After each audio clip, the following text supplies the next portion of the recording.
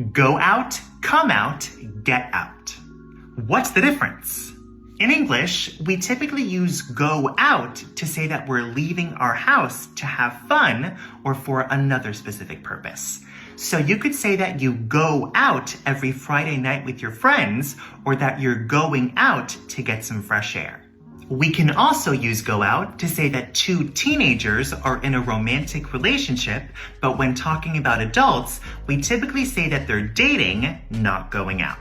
However, if music, a book, a TV show, or a movie comes out, that means that it becomes available for people to watch or listen to. And if the sun comes out, it appears and is visible in the sky.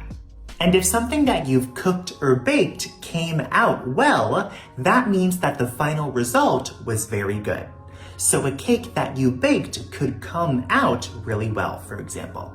And finally, we can get out of a car, which means that we're leaving the car, but we can also use get out to say that a person or animal is escaping from a place. We can also try to get out of doing something, which means to avoid having to do it. And if we don't believe something that a person has said, we can say get out to react to it. Now practice using these verbs in the comments below.